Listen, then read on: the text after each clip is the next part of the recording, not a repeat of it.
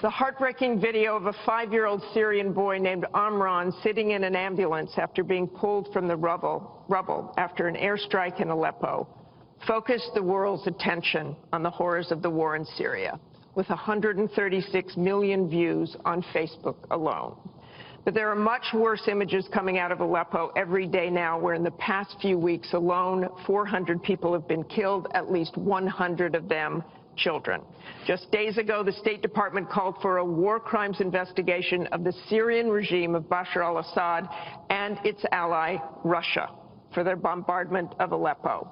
So this next question comes from social media through Facebook. Diane from Pennsylvania asks, if you were president, what would you do about Syria and the humanitarian crisis in Aleppo? Isn't it a lot like the Holocaust when the U.S. waited too long before we helped? Secretary Clinton, we will begin with your 2 minutes. Well, the situation in Syria is catastrophic. And every day that goes by, we see the results of the regime by Assad in partnership with the Iranians on the ground, the Russians in the air, bombarding places, in particular Aleppo, where there are hundreds of thousands of people, probably about 250,000 still left.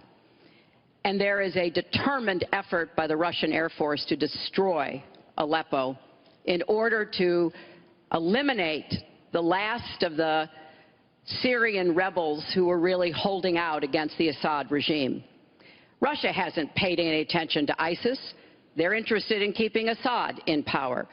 So when I was Secretary of State, advocated, and I advocate today, a no-fly zone and safe zones.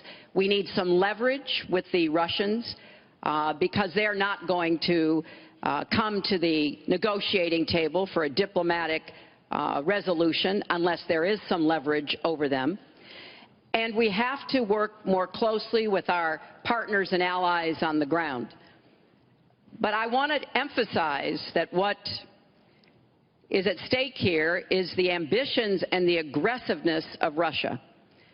Russia has decided that it's all in Syria, and they've also decided who they want to see become president of the United States, too, and it's not me. I've stood up to Russia. I've taken on Putin and others, and I would do that as president. I think wherever we can cooperate with Russia, that's fine, and I did as Secretary of State. That's how we got a treaty reducing nuclear weapons. It's how we got the sanctions on Iran that put a lid on the Iranian nuclear program without firing a single shot. So I would go to the negotiating table with more leverage than we have now. But I do support the effort to investigate for crimes, war crimes committed by the Syrians and the Russians and try to hold them accountable. Thank you, Secretary Clinton. First of all, she was there as Secretary of State with the so-called line in the sand, which... No, I wasn't. I was gone. I hate to interrupt you, but you were in contact, excuse me. At some point, we need to do some fact-checking here. You were in total contact with the White House, and perhaps, sadly, Obama probably still listened to you. I don't think he'd be listening very much anymore.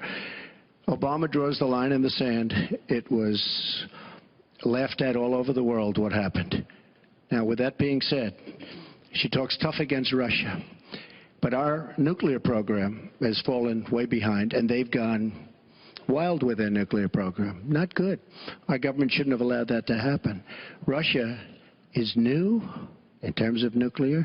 We are old, we're tired, we're exhausted in terms of nuclear. A very bad thing. Now, she talks tough. She talks really tough against Putin and against Assad. She talks in favor of the rebels. She doesn't even know who the rebels are. You know, every time we take rebels, whether it's in Iraq or anywhere else, we're arming people. And you know what happens? They end up being worse than the people. Look at what she did in Libya with Gaddafi. Gaddafi's out. It's a mess. And by the way, ISIS has a good chunk of their oil. I'm sure you probably have heard that. It was a disaster. Because the fact is, almost everything she's done in foreign policy has been a mistake, and it's been a disaster. But if you look at Russia, just take a look at Russia, and look at what they did this week, where I agree she wasn't there, but possibly she's consulted. We sign a peace treaty. Everyone's all excited. Well, what Russia did with Assad, and by the way, with Iran, who you made very powerful with the dumbest deal perhaps I've ever seen in the history of deal-making, the Iran deal with $150 billion, with the $1.7 billion in cash, which is enough cash to fill up this room. But look at that deal. Iran now and Russia are now against us. So she wants to fight. She wants to fight for rebels. There's only one problem. You don't even know who the rebels are. Mr. Trump, so Mr. what's Trump, the purpose? your 2 minutes and one thing I have to say, I don't like Assad at all, but Assad is killing ISIS. Russia is killing ISIS. And Iran is killing ISIS. And those three have now lined up because of our weak foreign policy. Mr. Trump, let me repeat the question. If you were president, what would you do about Syria and the humanitarian crisis in Aleppo? And I want to remind you what your running mate said. He said provocations by Russia need to be met with American strength, and that if Russia continues to be involved in airstrikes along with the Syrian government forces of Assad, the United States of America should be prepared to use military force to strike the military targets of the Assad regime. Okay. He and I haven't spoken, and I disagree. I disagree. You disagree with your running mate? I think we have to knock out ISIS. Right now, Syria is fighting ISIS. We have people that want to fight both at the same time. But Syria is no longer Syria. Syria is Russia, and it's Iran, who she made strong, and Kerry and Obama made into a very powerful nation and a very rich nation very, very quickly, very, very quickly. I believe we have to get ISIS. We have to worry about ISIS before we can get too much more involved. She had a chance to do something with Syria. They had a chance, and that was the line. What do you think will happen if Aleppo falls? I think Aleppo is a disaster humanitarian-wise. What do you think will happen if it falls? I think that it basically has fallen, okay? It basically has fallen. Let me tell you something. You take a look at Mosul. The biggest problem I have with the stupidity of our foreign policy. We have Mosul. They think a lot of the ISIS leaders are in Mosul. So we have announcements coming out of Washington and coming out of Iraq. We will be attacking Mosul in 3 weeks or 4 weeks. Well, all of these bad leaders from ISIS are leaving Mosul. Why can't they do it quietly? Why can't they do the attack, make it a sneak attack, and after the attack is made, inform the American public that we've knocked out the leaders, we've had a tremendous success. People leave. Why do they have to say we're going to be attacking Mosul within the next 4 to 6 weeks, which is what they're saying? How stupid is our country? There are sometimes reasons the military does that. Psychological warfare. I can't think of any. It might be to help get civilians out. And we have, look, I have 200 generals and admirals who endorse me. I have 21 Congressional Medal of Honor recipients who endorse me. We talk about it all the time. They understand. Why can't they do something secretively where they go in and they knock out the leadership? Why would these people stay there? I've been reading now for weeks. Tell me what your strategy is. I've been reading now for weeks about Mosul, that it's the harbor of where, between Raqqa and Mosul. This is where they think the ISIS leaders are. Why would they be staying? They're not staying there anymore. They're gone. Because everybody's talking about how Iraq, which is us, with our leadership, goes in to fight Mosul. Now, with these 200 admirals and generals, they can't believe it. All I say is this: General George Patton, General Douglas MacArthur are spinning in their grave at the stupidity of what we're doing in the Middle East. I'm going to go to Secretary Clinton. Secretary Clinton, you want Assad to go. You advocated arming rebels, but it looks like that may be too late for Aleppo. You talk about diplomatic efforts. Those have failed. Ceasefires have failed.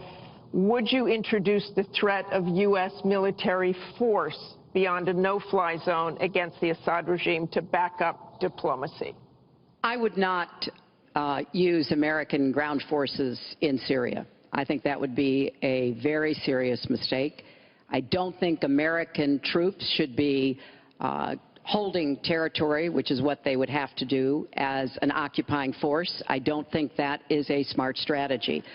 I do think the use of special forces, which we're using, the use of enablers and trainers in Iraq, which has had some positive effects, are very much in our interests. And so I do support what is happening. But what would you do differently than President Obama is doing? Martha, I hope that by the time I hope by the time I am president that we will have pushed ISIS out of Iraq.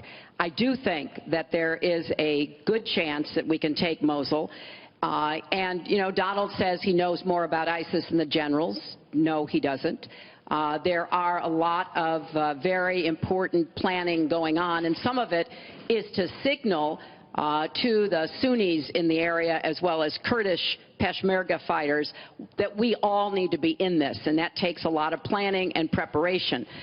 I would go after Baghdadi. I would specifically target Baghdadi, because I think our targeting of al-Qaeda leaders, and I was involved in a lot of those operations, highly classified ones, made a difference. So I think that could help.